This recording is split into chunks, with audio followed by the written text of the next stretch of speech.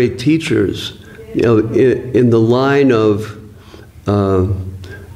inner spiritual transmission, we'll reach the point of Srila Bhaktivinoda Thakur, who, in his,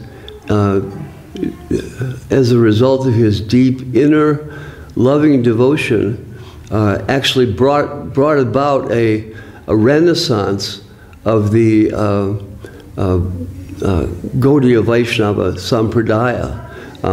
I should say, yes, a renaissance that was responding both to the entry and the kind of overpowering influence of Western philosophy that had come into India at that time, and also the degradation that resulted as a misunderstanding of the teachings of Sri Chaitanya Mahaprabhu. So Bhaktivinoda Thakur, by his own inner surrender and inspiration, gave answer to both those questions, and at the same time gave us impetus to begin to actually practice and find reality. In his pastime, we believe Bhaktivinoda Thakur was a great soul descended to, from the transcendental plane, come down to help us.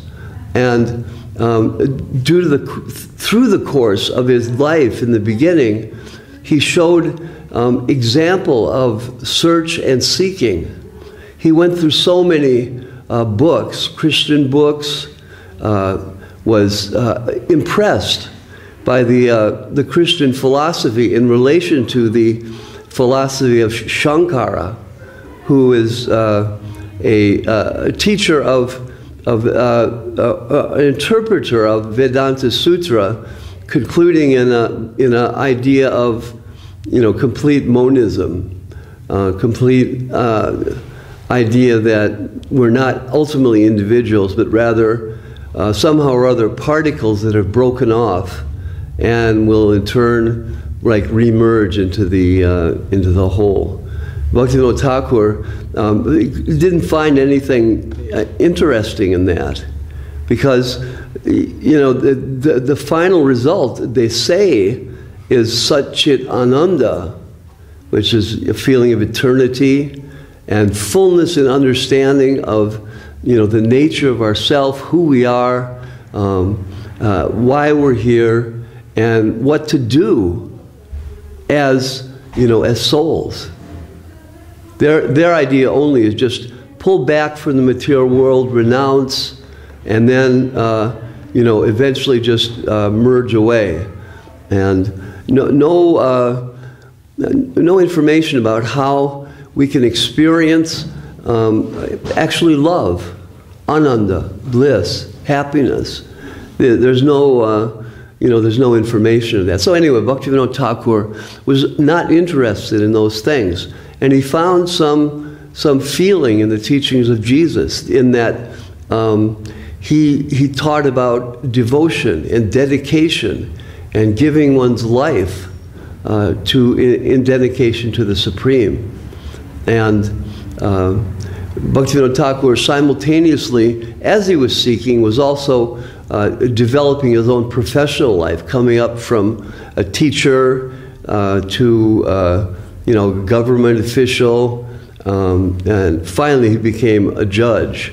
And at the he was born in 1838, and by about 1870, in his 30s, he had come to the conclusion that the Bhagavad is the highest teaching of theism that the world has ever seen. And that Bhagavad is the Bhagavad Purana. And the Bhagavad Purana is a great long literature that ultimately presents the pastimes and activities and position of Sri Krishna as the Supreme Personality of Godhead. And Bhaktivinoda Thakur found in the Vaishnava teachings a fullness and a completeness and of inner experience, simultaneously a substantial philosophy that clearly gave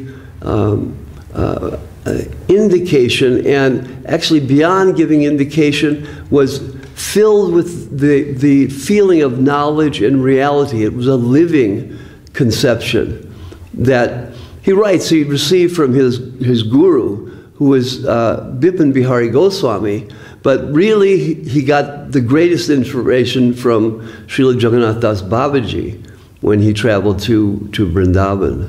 And in the meeting with Jagannath Das Babaji, he became, electrified by the stream of devotion and dedication. He became, so fully absorbed that, as we know, he lived his life in such a way so that he produced 100 books on Gaudiya Vaishnavism, and 100 books detailing the life of Sri Chaitanya Mahaprabhu, the philosophy of Sri Chaitanya Mahaprabhu, and many other books about what Krishna consciousness is, and how we Krishna Samhita and Dasamula Tattva, the truths of the 10 different approaches to the Supreme Personality of Godhead. And above all, he, as father, helped to give birth to his son, who was Bimal Prasad, Srila Bhakti Siddhanta Saraswati Thakur, and who, under the guidance and inspiration of his father, developed into the great Acharya that brought us Srila Sridhar Maharaj and Srila Prabhupada. So this was Bhaktivinoda Thakur, a good 100 years before Srila Prabhupada came to the West. And he had a vision. He saw that one day there would be a Sankirtan party with people from the West, chanting Hare Krishna together with people from India. And this was revolutionary. Nobody thought it was possible. But Bhaktivinoda said, I have seen it. I know it. And so, and sure enough, it came to be. It may have been 100 years, but it came to be. He envisioned it. As in a similar way, sitting on his rooftop of his house in Godrum, he felt a strong breeze was happening every morning, and maybe at dawn? I don't remember. Do you remember? Evening. Okay.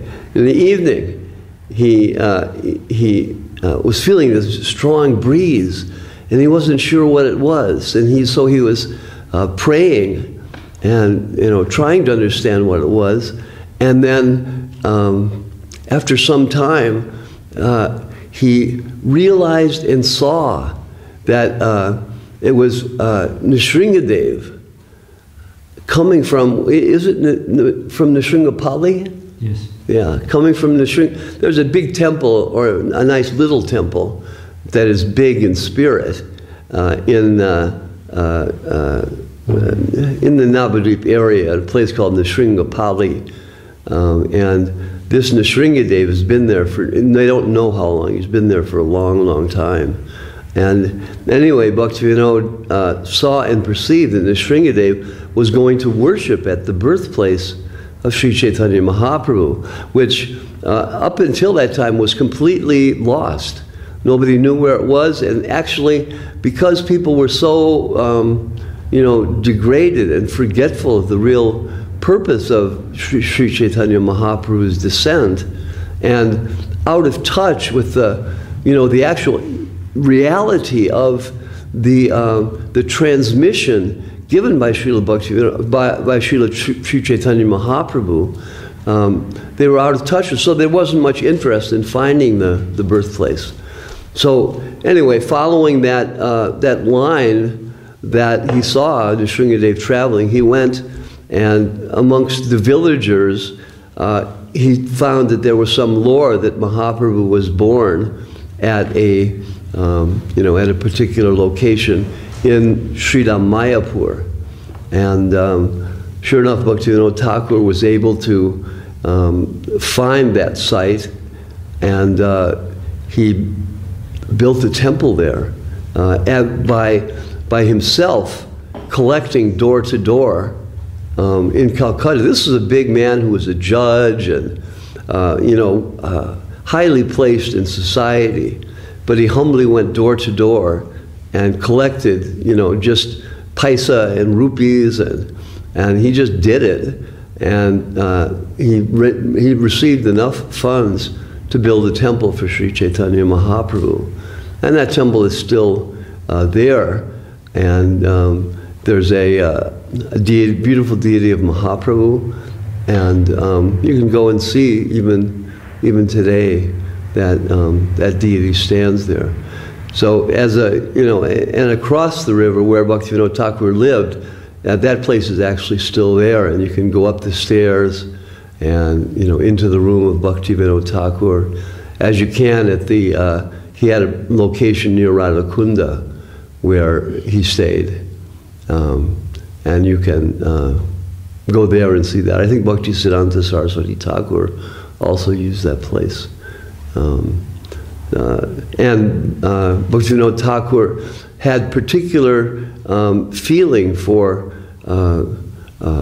Sri Chaitanya Mahaprabhu and his associate Gadadhar Pandit, who in fact we understand was the partial representation of Srimati Radharani, and his deities in Godruma are Gaur Gadadhar, those two devotees who descended, Krishna himself and Srimati Radharani. Krishna himself covered with the halo of Srimati Radharani, covered with the halo and the, what is it? Heart. Huh? Heart and halo. Heart and halo. The feeling of Srimati Radharani. He wanted to experience what is the love of my greatest disciple. So he descended as Sri Chaitanya Mahaprabhu.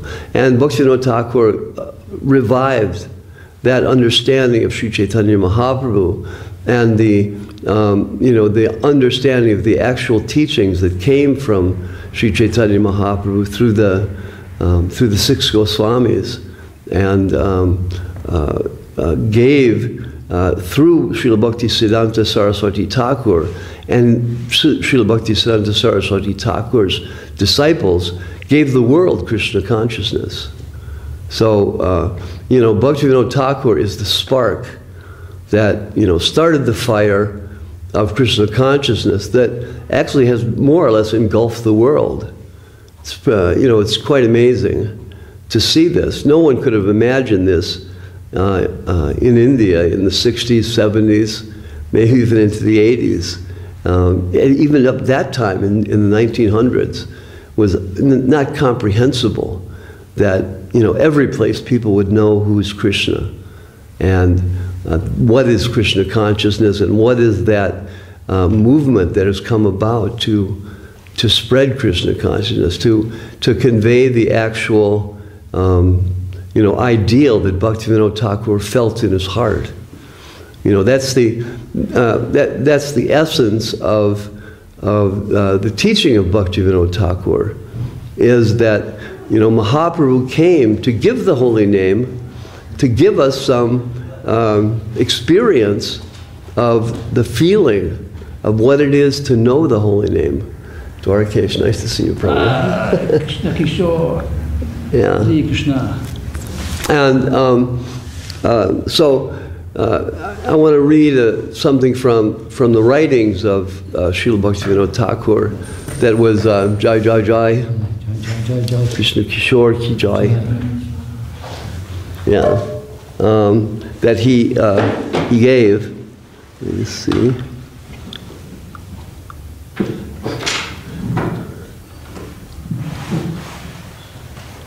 Title is The Bhagavat its philosophy, its ethics, and its theology. I'll just read excerpts and discuss it.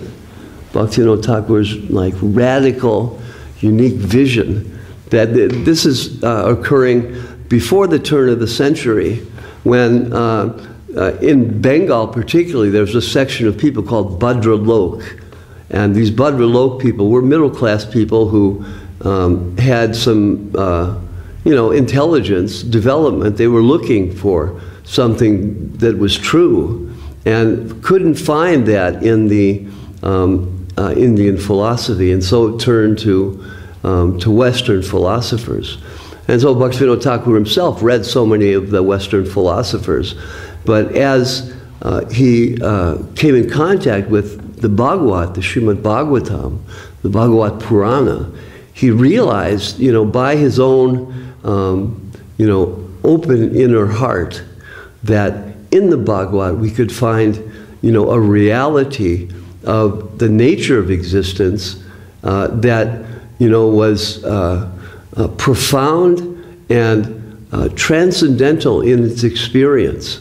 In other words, it wasn't just an intellectual concept that we thought was really interesting and seemed to be complete and understanding about who we are. It was a reception of a conveyance of inner heart transmission. And Bhaktivinoda Thakur received that through the line coming directly from, Sri Chaitanya Mahaprabhu 500 years ago, by his own inner heart's inspiration. So some people say, oh, there's a big gap between Bhaktivinoda Thakur, Jagannath Das Babaji, and the predecessor Acharya in that line, who is it Baladev Vidyabhushan? I'm not sure. Anyway, there's a gap. But the answer to that was given by Srila Sridhar Maharaj, that there appears, in terms of our relative perception, a gap, but actually in terms of, transcendental experience, it's direct. That transmission has come direct over and beyond time to Bhaktivinoda Thakur. And Bhaktivinoda Thakur has, conveyed that through his writings and through just his very life. If you go to Godrum to see his house and his temple, and the experience of that is, it's amazingly different than seeing just an ordinary place, ordinary village in India, or the cities in India, or the cities here, or the rural places here, which are nice. But there, you get a feeling of the kind of dedication that Bhaktivinoda Thakur had. He gave his life, he gave his energies fully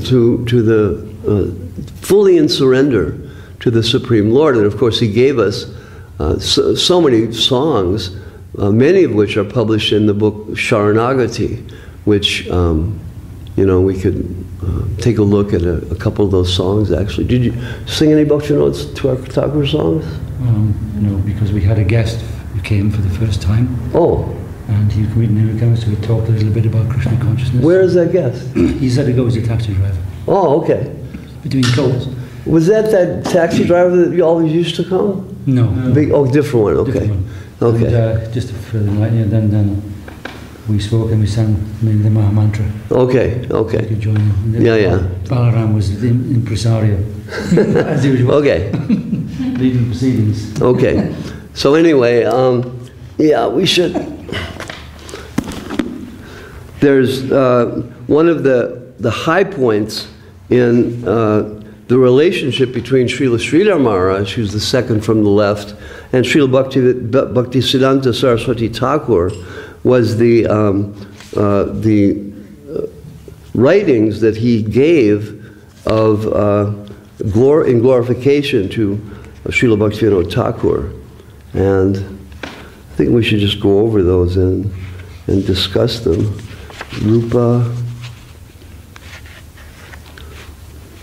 Daita Dasa Dashakam, and Gorkashore Dashakam, Srimad Bhakti Vinod Viraha Dashakam. This is the glorification of Srila Bhakti Vinod Thakur in separation from the separation of of his guru from his father, bodily father and spiritual father.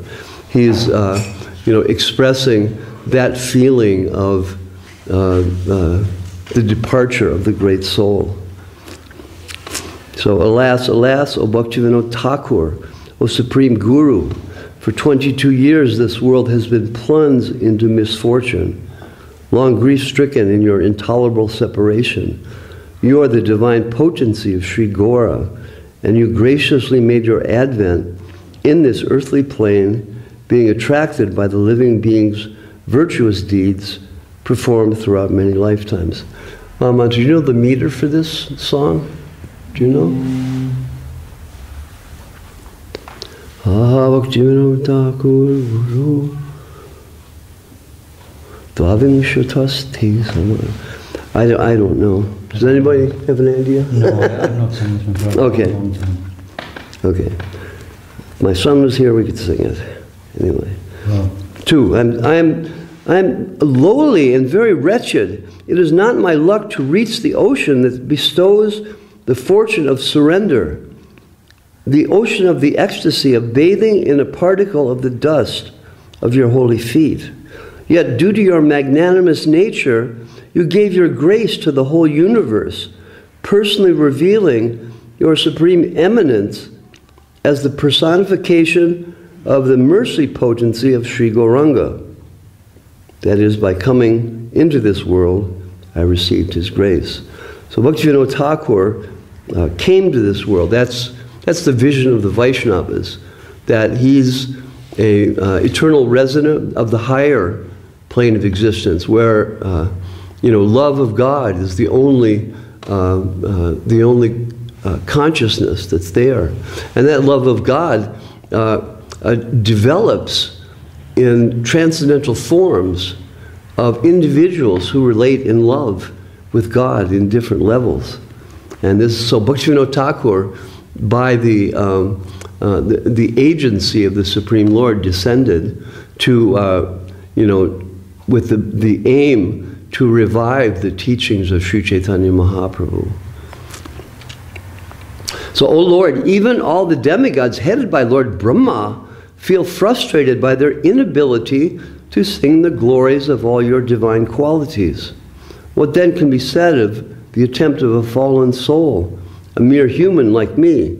Surely the learned will never waste their eloquent words eulogizing this statement, since even the Supreme Personality of Godhead, Lord Sri Krishna himself, has sung in the scriptures his celebrated confession, Na paraye hum, I am unable to reciprocate your devotion. So Guru Maharaj is lamenting that Bhaktivinoda's mercy is there, yet he feels like he's not able to access it. But the context of that, our understanding of that is that he perceives the ocean of Bhaktivinoda Thakur's mercy, and he's able to touch it to some great degree, actually. But because he has so much vision of Bhaktivinoda Thakur and his mercy, even the great extent, as far as we see it, that he's received the mercy from Srila Bhaktivinoda Thakur, he feels it's nothing compared to what's actually there. So he's actually lamenting. This is the condition of the soul. We realize and experience something of God, and as we experience that, we realize it's so vast. We're just scratching the surface. We can hardly, have the smallest perception of Him. And in that way, we understand that we're not going to be able to, perform activities, give money, do austerity, do any of the numerous types of austere acts that the yogis do and things. These things don't help. You can't like mechanically produce love of God. It's too vast. You're not gonna reach that point. You have to receive the mercy that's coming from above, and by that mercy, you just get transferred. So Guru Maharaj is feeling like that. What can we do? We're so small. But at the same time, he's caught in the stream of the transcendental movement of love of the Supreme. So it's not his feeling of unable to experience is real, but it's not anything like our experience. We're just beginning. We're just beginning to perceive a little bit. And even in that, we feel like, wow, what can we do? We have to just, bow down and pray and chant, the Hare Krishna mantra that we've received, all the way back to Bhakti Vinod Thakur. By his grace, it became alive again. All we can do is just chant that with sincerity and serve our gurus and have faith that the stream will descend and overtake whatever's blocking it in our hearts. And the Vaishnavas, once you have some contact and experience of that, deep within there is nothing else. We're living in a dream, and there's an awakened world. Once you get a sense of that, you may try to go back in the dream. It may last for a while or lifetimes or whatever, but ultimately you'll be back exactly at the same place you were before. This is described in Bhagavad Gita. So we'll never lose this. We have it, and it's just a matter of our own surrender and acceptance. Now, at the time when religion was evaluated in terms of bodily relationship, saintliness was determined by ignorance, and yoga practice was motivated by sensual pleasure. When scholarship was cultivated just for voidism, it's all empty. There's nothing beyond this temporary world. We're caught in samsara, and ultimately either there's nothing or there's a oneness in which we lose ourselves. This is like the same thing as voidism. It's like Srila Guru Maharaj compared it to an eternal sleep. You're just there, kind of unconscious being, and it doesn't fulfill the inner nature of the soul.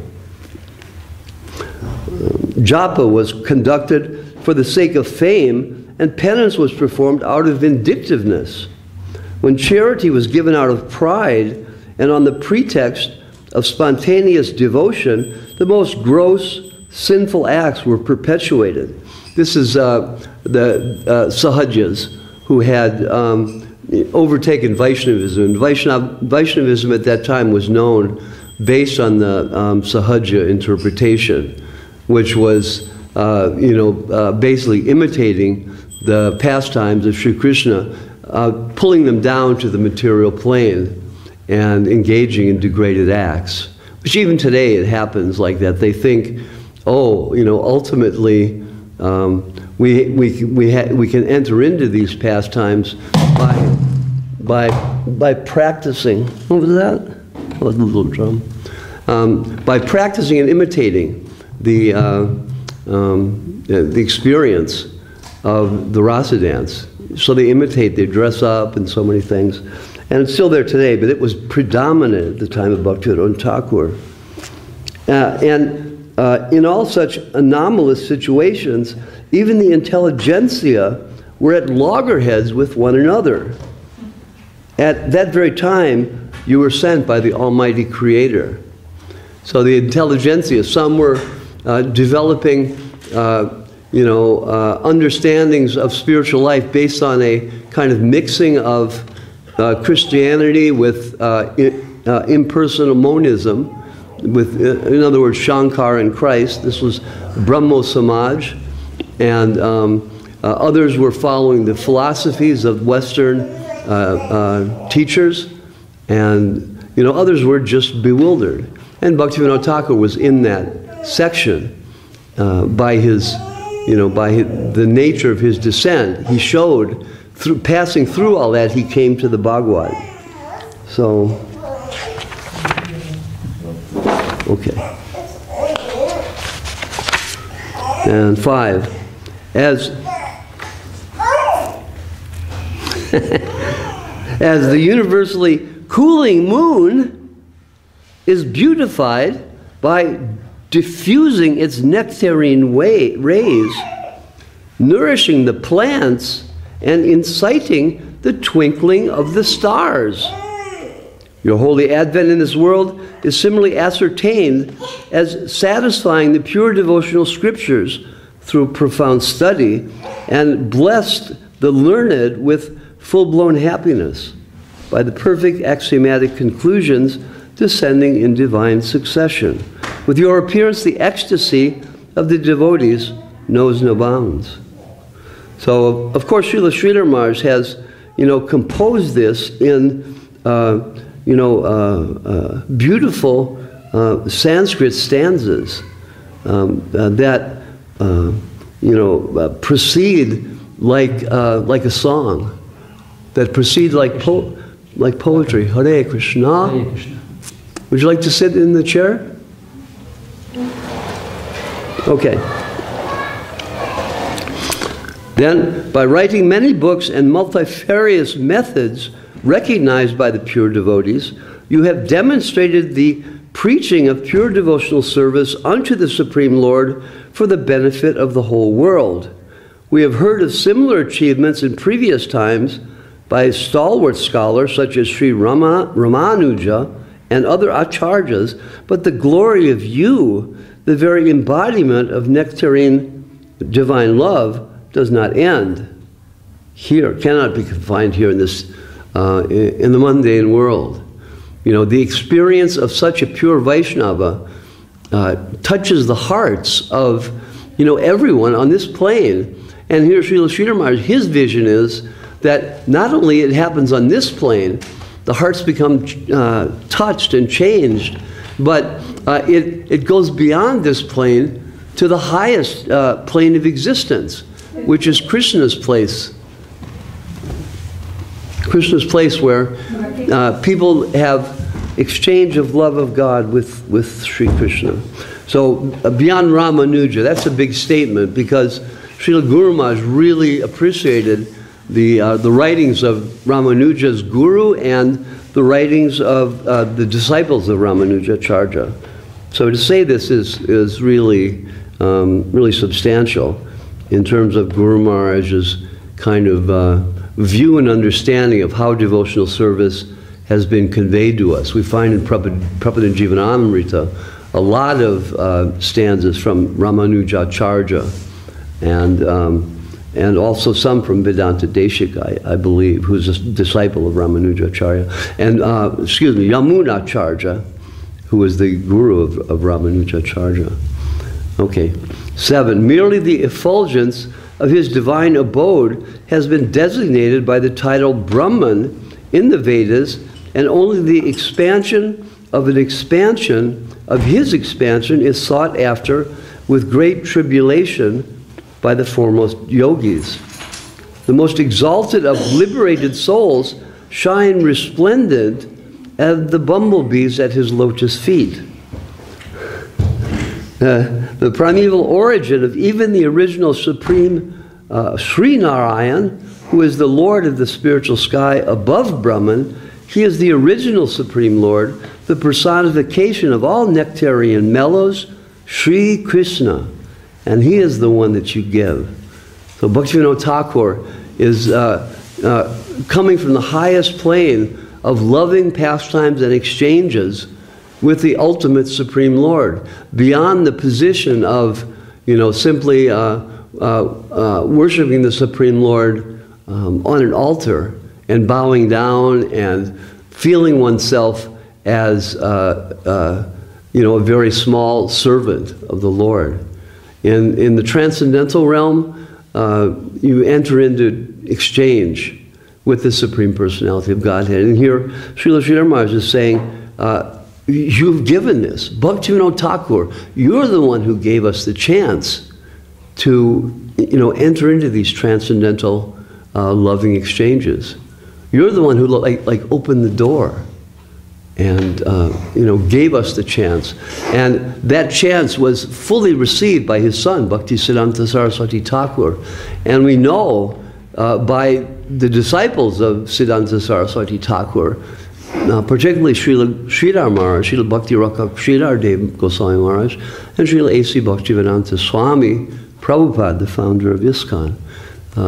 This came from Bhaktivinoda Thakur through Bhakti Siddhanta, and it's so amazing how Krishna consciousness works, in that each personality along the line coming, first Bhaktivinoda Thakur, then Saraswati Thakur, then our two great acharyas, they always feel that they're so small and they're not properly conveying what they've received.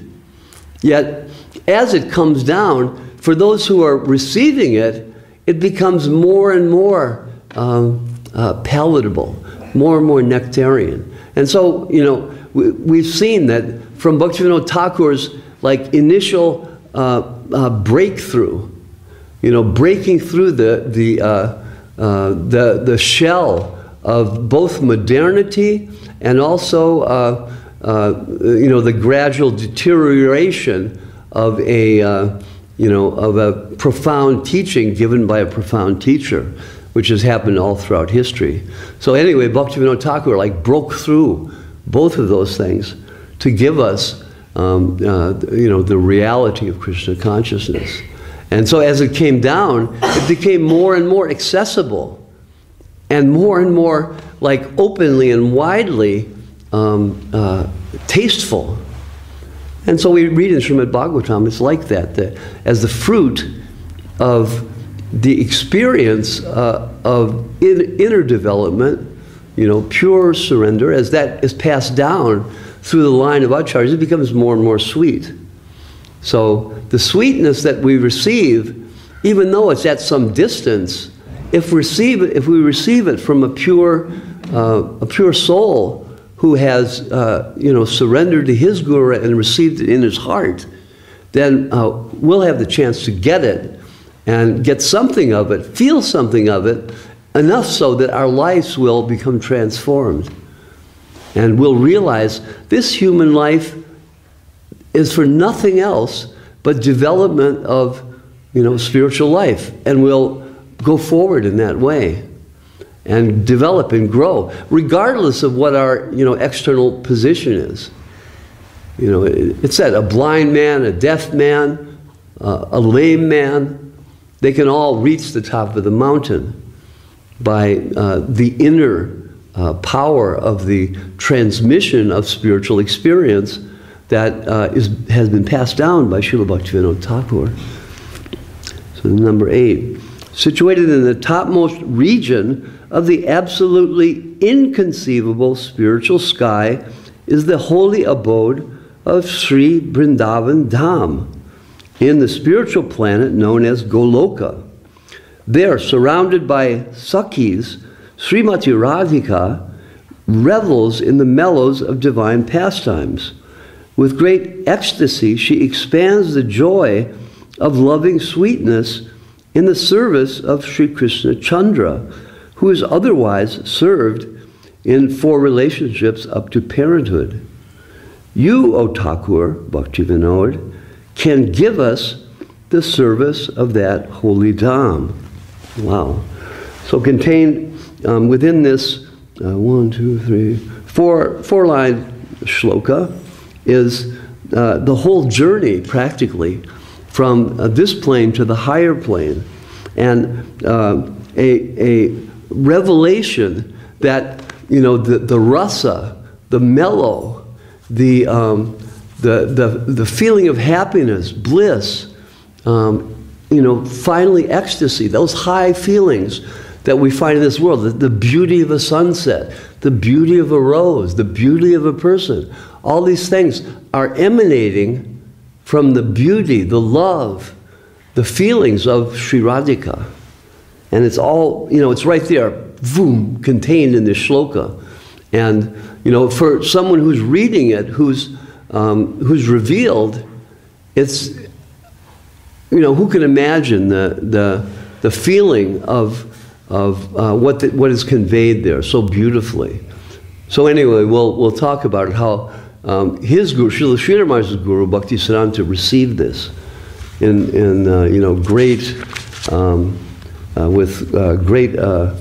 being greatly astounded.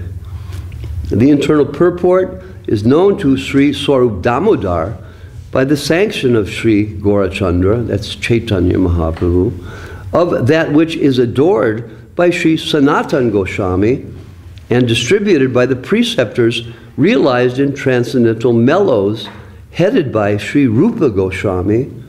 These are disciples of Sri Chaitanya Mahaprabhu who actually went to Vrindavan, which was just, I was reading, it was just a field. There was nothing left. There was nothing there. Sanatan Goswami came there and on the banks of the Jamuna built the first temple, Madan Mohan temple, which is still there in Vrindavan. And from there, the whole thing expanded. If you go to Vrindavan now, it's compared to how I first saw it in the 70s, it's absolutely massive. There's, people are buying condominiums. The whole place is flooded all the time with thousands and thousands of pilgrims. This all came from the time of Sri Chaitanya Mahaprabhu and his disciples who were sent by Mahaprabhu to Vrindavan. So they passed along they transmitted the message, but over time the message became lost and distorted. Krishna says this in Bhagavad Gita, yada yada hi dharmasya glanir bhavati bharata. Over time, the teachings of Dharma become distorted, and I myself come. So Chaitanya Mahaprabhu descended, and through these great souls like Bhaktivinoda Thakur, the Lord descends and actually comes to help us, the conditioned souls. So Bhaktivinoda Thakur, here Srila Sridhar Maharaj is telling us how Bhaktivinoda Thakur is exactly in that line of transcendental experience and real conveyance of the inner experience of what it is to surrender the soul to the source of our existence, to re-enter into our natural, our eternal natural position from the unnatural position of the material world. And some may say, why is this unnatural? This is like the real thing. It's all around us. We're here. It's all cool. But, actually it's not. There's problems everywhere. There's problems in our life. There's disease, old age, finally death, and birth. Janma, mrityu, jara, vyadi. These things are there as pinpricks to wake us up. That the whole thing is not reality. There's something else. There's something more there. And that's what the soul within each one of us cries out to tell us. But generally people repress that by different connections with the material world. Okay, so we're in the middle of this, right? Headed by Sri Rupa Goswami, that which is tasted and enhanced by Sri Raghunath Das Goswami and followers and carefully protected by the votaries headed by Sri Jiva Prabhu, and that which, from a respectful distance, is venerated by great personalities such as Sri Shuka, Lord Shiva, the chief of the demigods, and Lord Brahma, the grandfather of all living beings. A wonder of wonders, the nectarine rapture of servitude under Sri Radhika, that too you can give to us. So the vision of Bhaktivinoda Thakur was that these devatas we're actually descending to hear of the glories of Sri Chaitanya Mahaprabhu. And that's what we sing in the, in the artis that we have. That, Brahma, Shiva, they've all come to worship Sri Chaitanya Mahaprabhu. And, we can't see, but Bhaktivinoda Thakur is telling us that's what happened, at least in the presence of a pure Vaishnava. So then finally, where am I, so lowly and fallen, and where are you, the great soul who delivers the universe? O Lord, by your grace, you are sure to forgive my offenses. O ocean of mercy, in the dust of your lotus feet, I pray for just this benediction. Kindly make my life successful by recommending me for admission into the group of Sri Varshabhanavi Dayate Das, who is the dearmost one in your heart. So that Varshabhanavi Dayate Das is his guru, Srila Bhakti Saraswati Thakur, who is the son and, finally the disciple of Srila Bhaktivinoda Thakur. Srila Sridhar Maharaj is praying to Bhaktivinoda, let me be a servant of your son and servant. And this is the feeling of the real Vaishnava, that I'm distant, I need that connection. But I need that connection not directly with Krishna, but with that personality who can transfer the feeling of the connection. Not only feeling, but a full inner experience of the reality of that connection. And, to the degree to which our hearts are open and we receive that transmission, then we become changed and transformed. And so, all of us within Sri Chaitanya Saraswati Math have been transformed by the teachings of our great gurus. And Bhaktivinoda Thakur was the pioneer of that presentation. So when Srila Bhakti Siddhanta Saraswati Thakur, who's the first on the far right side, Srila Bhakti, when he heard this coming from Srila Sridhar Maharaj, he said exactly this: now I am confident that we have one man who is qualified to uphold the standard of our sampradaya. Sampradaya means succession of gurus. And competent to uphold it, it means he's got it in his heart. He's really reached a standard of perfection that is seen by Saraswati Thakur, and no doubt also seen by Srila Bhaktivinoda Thakur. This is Srila Sridhar Maharaj, who, to whom we were sent by Srila A.C. Bhaktivedanta Swami Prabhupada.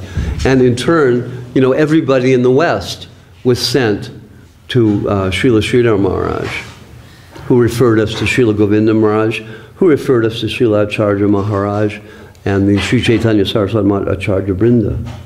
So the whole thing descends in a way that we have a chance to experience and chance to find this. And it's all Bhaktivinoda Thakur who did it. Our debt is there with Srila Bhaktivinoda Thakur, and Srila Guru Maharaj conveys this so beautifully, that through Mahaprabhu, Sri Chaitanya Mahaprabhu, who is Krishna himself, through his disciples, Rup, Sanatan, Jiva, who set down in hundreds of different books what is the experience of the descent of the holy name Hare Krishna, Krishna Krishna, Hare Hare, Hare Rama, Rama Rama, Hare Hare. The descent of that name, what is the experience of it? And once you've experienced it, how do you come from your current situation, entangled and attached to the temporary illusory energy? How do you come from that point to, the highest point of the great souls? And that's all, given in the writings.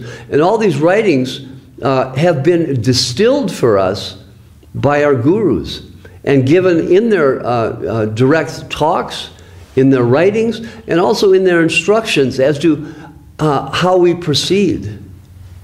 You know, so just like a 6th grade teacher gives you a set of books, and you know, you don't receive a 1st grade book in the 6th grade, and you also don't receive a physics books from the university in the 6th grade. You get 6th grade books, and those are perfectly appropriate for your particular position, and they convey the knowledge that's required for you to progress to higher grades.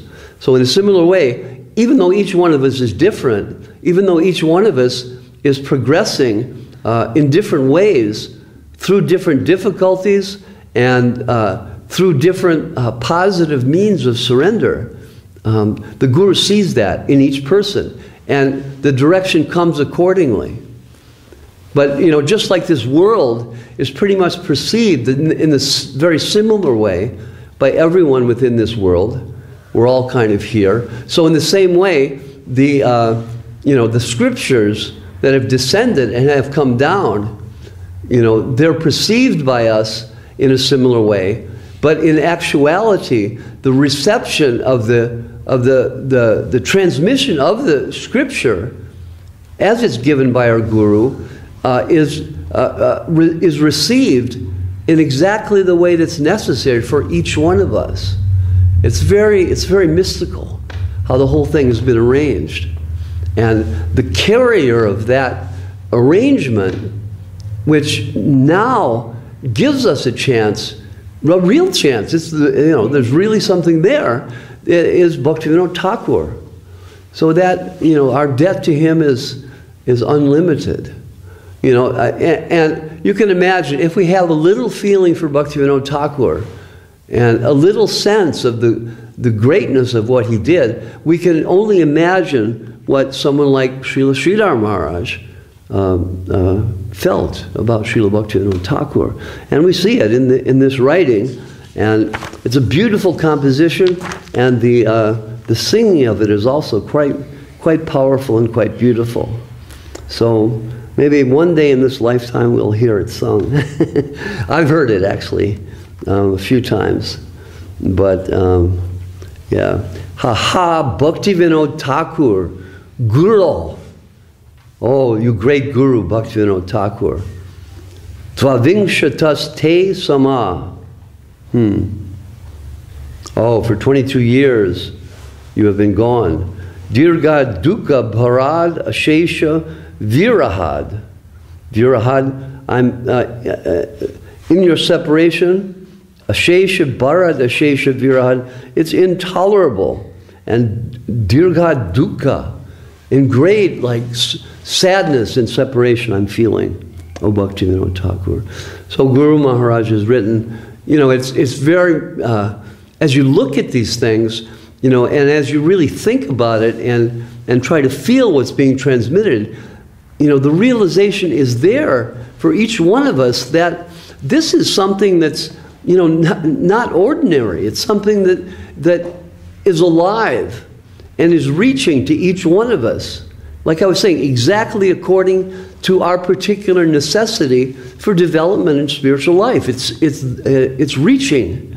So this, you know, this song by Bhaktivinoda Thakur, particularly about Srila Bhaktivinoda Thakur, coming from Srila Sridhar Maharaj, reaches to us based on their own individual loving service potential.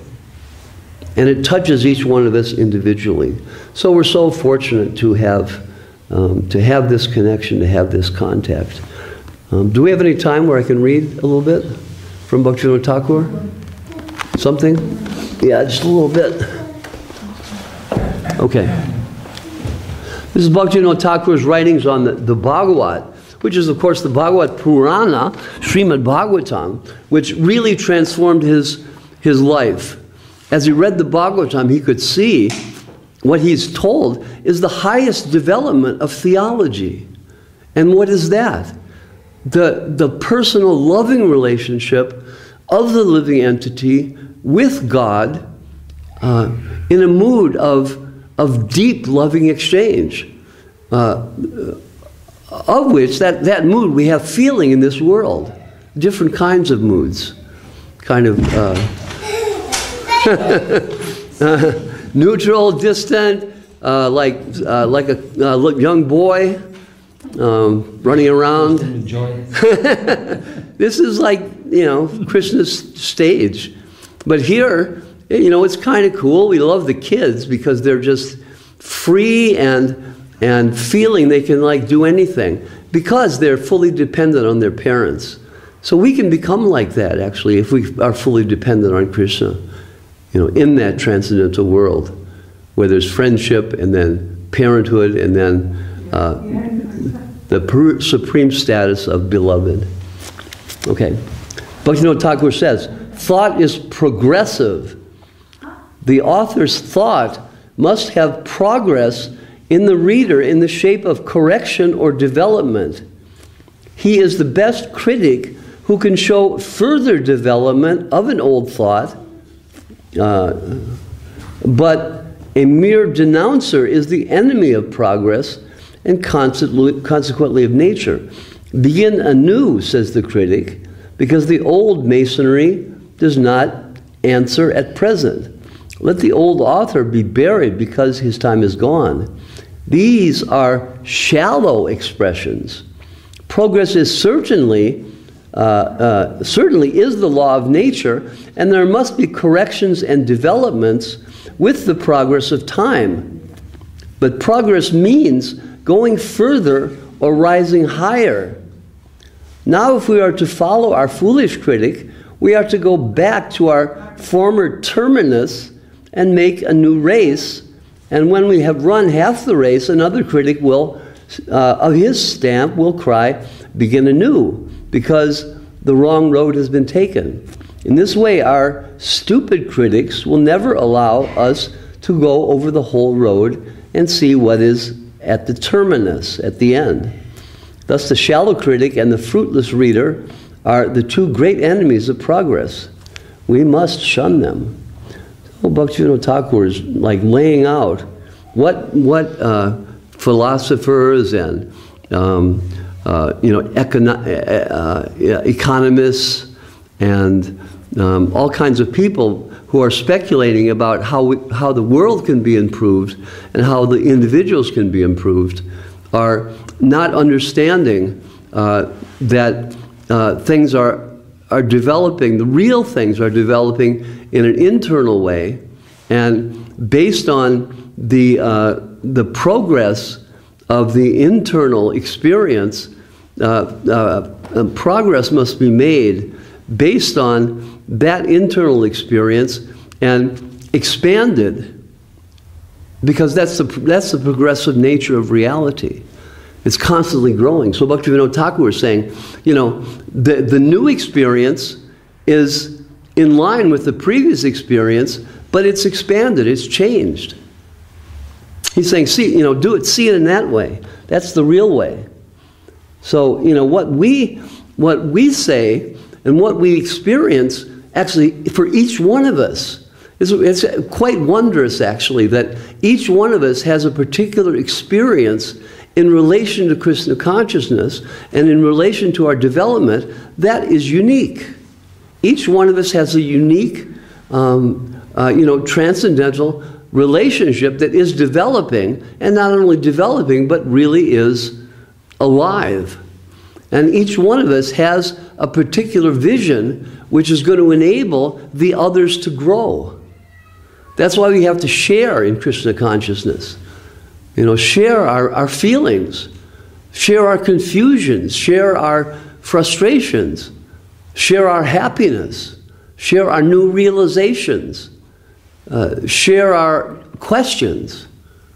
Things are happening, I don't understand. Amongst the devotees, share and understand the power of the development of the God brothers and God sisters. We're all progressing, and each one of us is progressing in a unique way, and each one of us has something unique that can transform the whole progress, of the whole caravan. I'd probably call it a caravan. I think it's pretty good. We're on this caravan, and people are joining at different points, and constantly progressing, constantly going on, in spite of sometimes we come to a big mountain, or sometimes, but together we get over it. So the true critic, on the other hand, advises us to preserve what we have already obtained and to adjust our race from that point where we have arrived in the heat of our progress. He will never advise us to go back to the point where we started, as he fully knows that in that case there will be a fruitless loss of our valuable time and labor.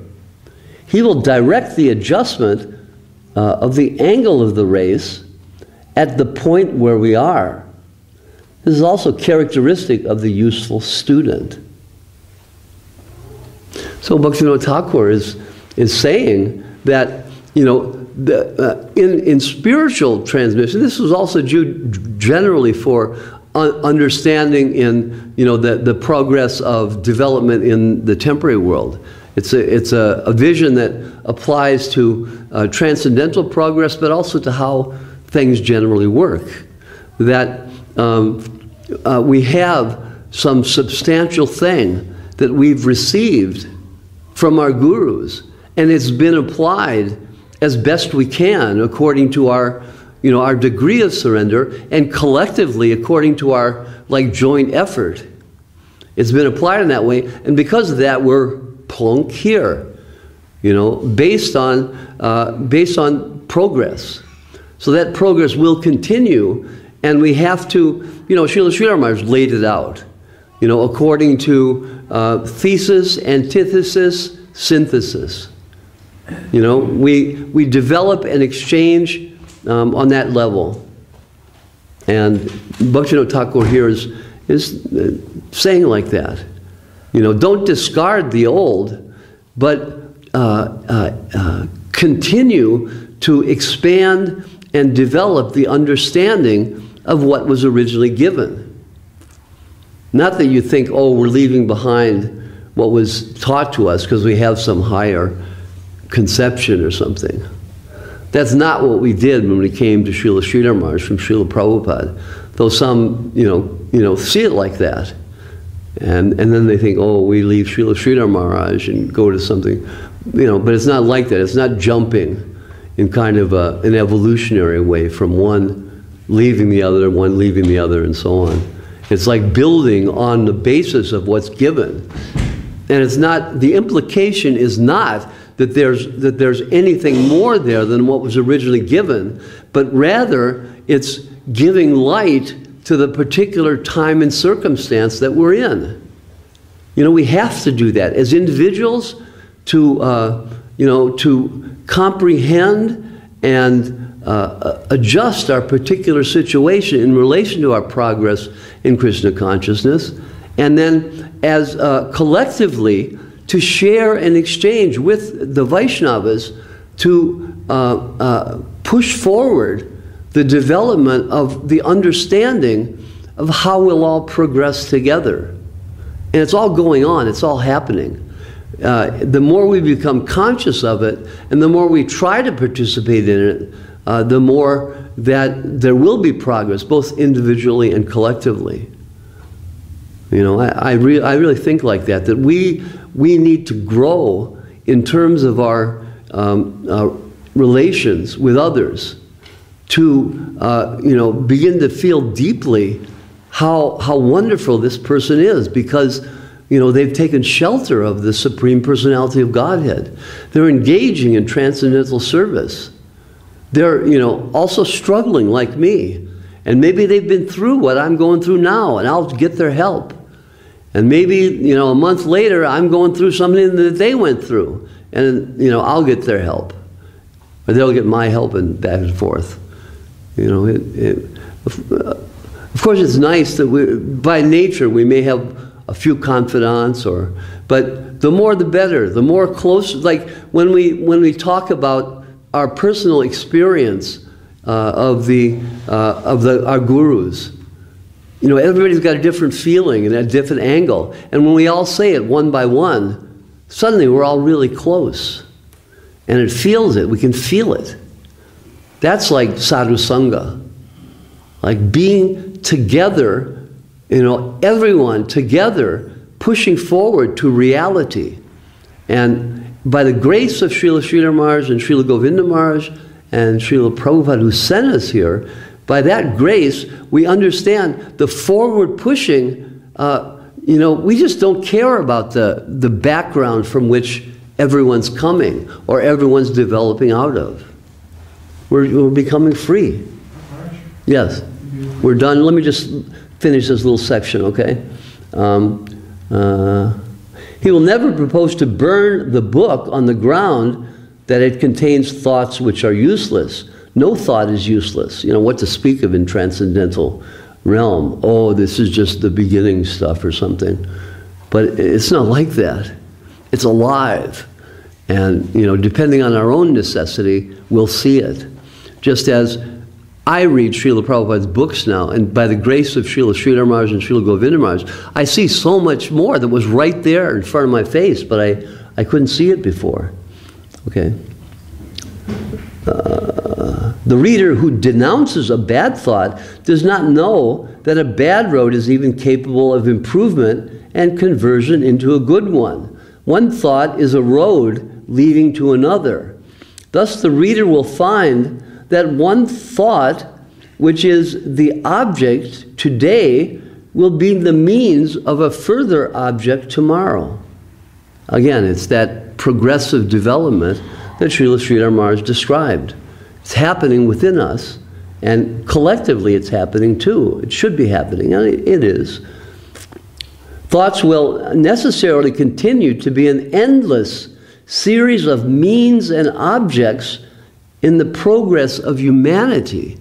So Bhakti Vinod Thakur is like reaching out to everyone. The whole, you know, his presentation is to humanity in general, and you know, organizing things based on spiritual understanding. And he's feeling like that. That's his presentation, is to the people who have confronted the West and are feeling, oh, we have to be concerned with humanity, you know, not just the deity in the temple. There's some people think like that. Okay, sorry, I'm just going to finish. Thoughts will necessarily continue to be an endless series of means and objects in the progress of humanity. The great reformers will always assert that they have come out not to destroy the old, but to fulfill it. Valmiki, the Ramayana, Vyas, Plato, Jesus, Muhammad, Confucius, and Chaitanya Mahaprabhu assert the fact either expressly or by their conduct. So, you know, he's seeing with a vision that spiritual life has to do with the individual soul, and we're all individual souls, and it has to do with giving ourselves to God, whether it's Allah or Jehovah or Krishna. It's giving ourselves to God. That's ultimately what religion is. And to understand religion is, you know, like Goswami Maharaj is given, is to understand gold.